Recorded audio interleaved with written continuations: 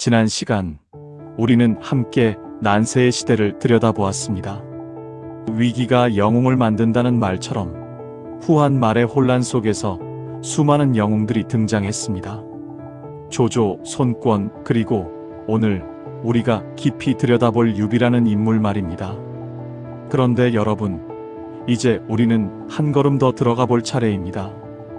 위기가 영웅을 만들었다면 유비는 과연 어떻게 사람들의 마음을 얻었을까요? 왜 수많은 장수들과 백성들은 더 뛰어난 조조가 아닌 끊임없이 패배하던 유비의 곁을 지켰을까요? 오늘 우리가 함께 나눌 이야기는 바로 그것입니다. 유비의 리더십, 그 따뜻한 마음이 어떻게 천하를 움직였는지 말입니다. 여러분, 유비라는 사람을 생각해 보십시오. 그는 한나라 황실의 후예라고는 하지만 태어났을 때부터 가진 것이 아무것도 없었습니다. 어머니와 함께 신발과 돗자리를 짜서 팔며 근근히 살아가던 가난한 청년이었습니다.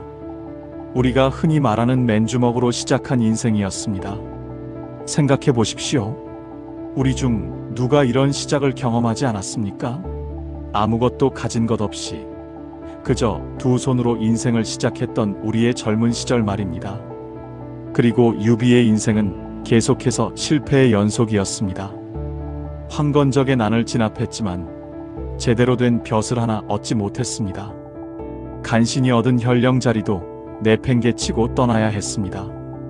그 후로도 원소, 조조, 유표에게 의지하며 끊임없이 떠돌아다니는 삶이었습니다. 여러분, 이것이 낯설지 않으시죠? 우리네 인생도 그랬습니다.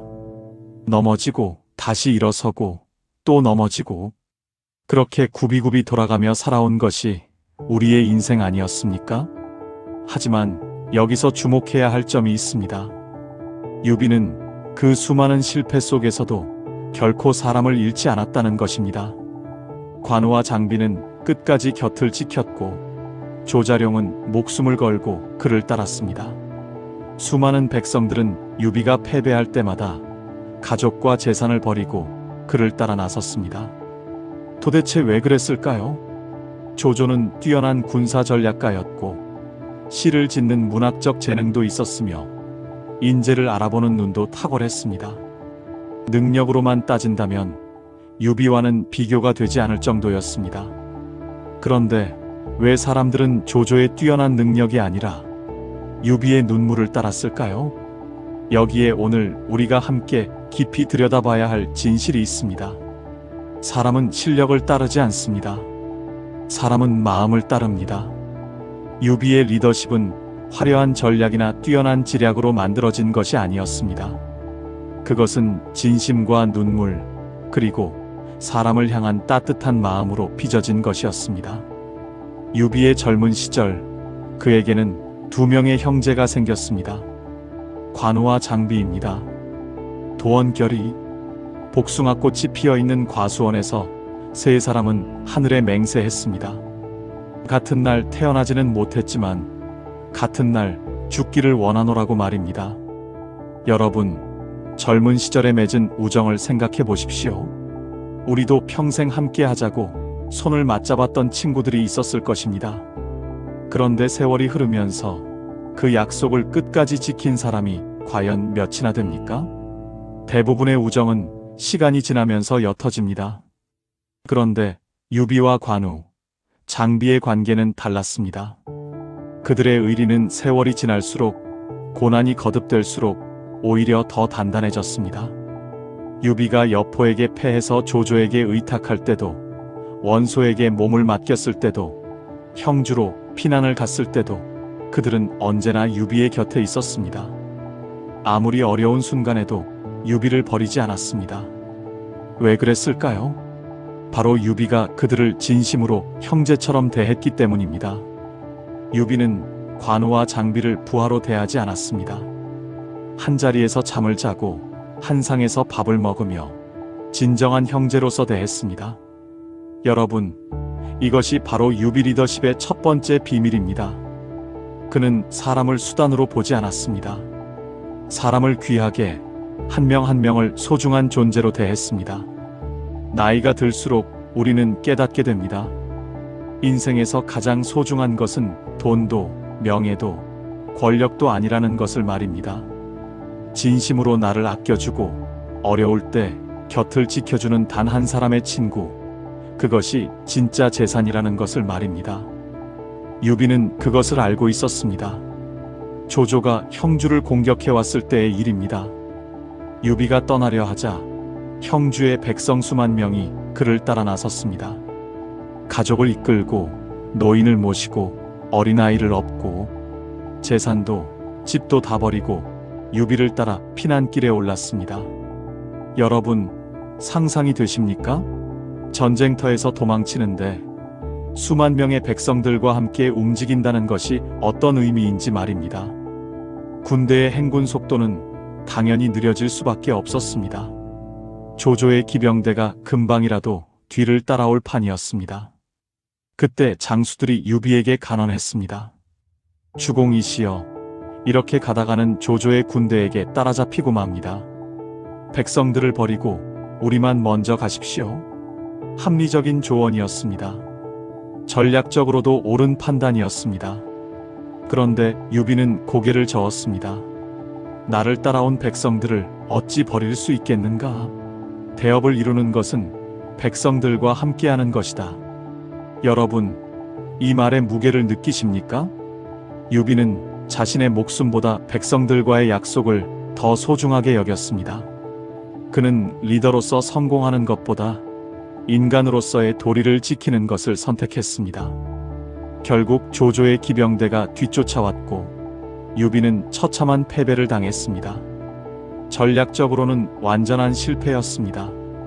그런데 말입니다, 여러분. 이 사건 이후에 무슨 일이 벌어졌는지 아십니까? 유비가 백성들을 버리지 않았다는 소문이 천하에 퍼졌습니다. 유비라는 사람은 자신의 목숨보다 백성을 더 소중히 여긴다는 이야기가 입에서 입으로 전해졌습니다. 조조는 강했습니다. 하지만 사람들은 조조를 두려워했지 사랑하지는 않았습니다. 반면 유비는 약했습니다. 하지만 사람들은 유비를 진심으로 따랐습니다. 여러분, 우리가 살아온 세월을 돌이켜보면 알 수 있습니다. 사람은 능력 있는 사람보다 따뜻한 사람을 더 오래 기억한다는 것을 말입니다. 이것이 바로 유비의 두 번째 리더십 비밀입니다. 그는 사람들과 함께 했습니다. 높은 곳에서 명령하는 것이 아니라 같은 자리에서 고난을 나누었습니다. 그러던 어느 날 유비는 한 사람의 이름을 듣게 됩니다. 제갈량, 와룡, 즉 잠자는 용이라고 불리는 젊은 천재였습니다. 형주의 한적한 초가집에서 농사를 지으며 살고 있지만 천하의 형세를 꿰뚫어보는 지혜를 가진 사람이라는 소문이었습니다. 유비는 그를 찾아갔습니다. 한 번, 두 번, 세 번. 유명한 삼고초려의 이야기입니다. 첫 번째 방문했을 때 제갈량은 집에 없었습니다. 두 번째도 마찬가지였습니다. 장비는 화를 냈습니다. 형님, 저 건방진 놈을 굳이 다시 찾아갈 필요가 있습니까? 그런데 유비는 고개를 저었습니다.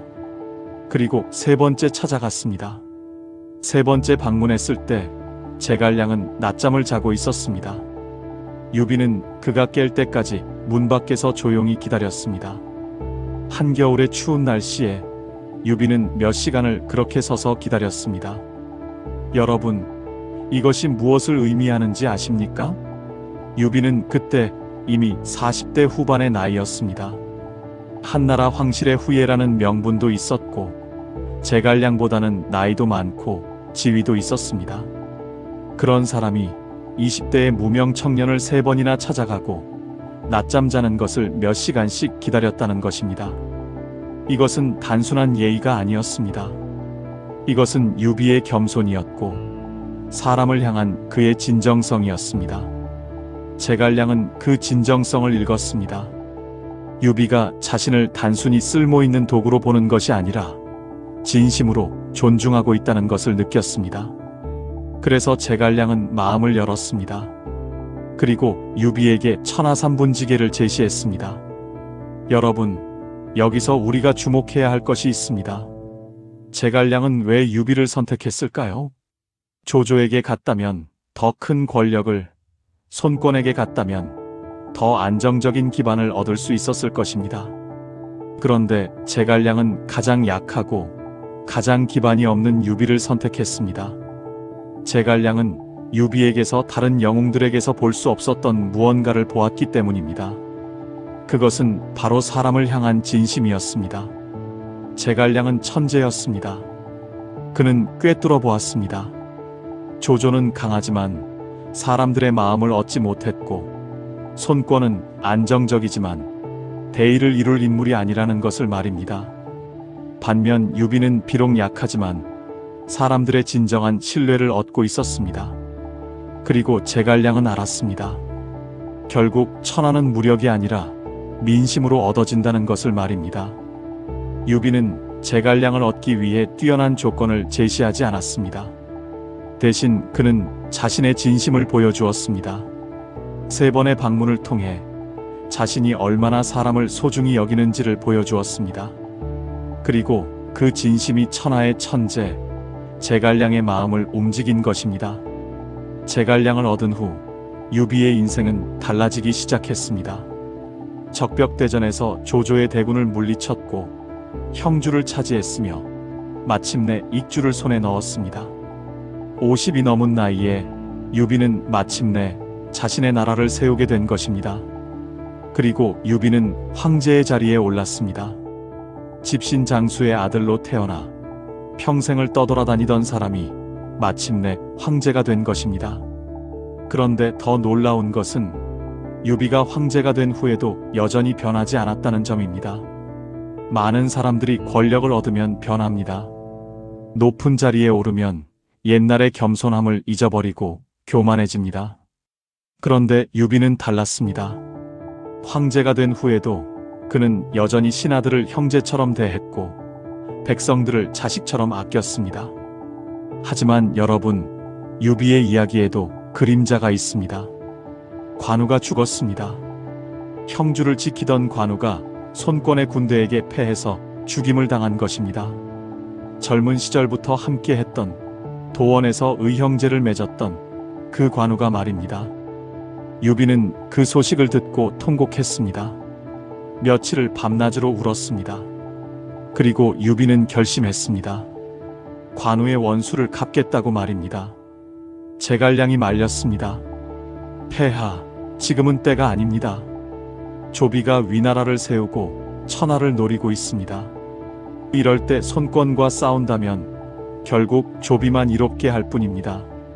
전략적으로 손권을 치는 것은 어리석은 일이었습니다. 촉과 오나라는 동맹 관계였고 함께 위나라를 견제해야 했습니다. 하지만 유비는 듣지 않았습니다.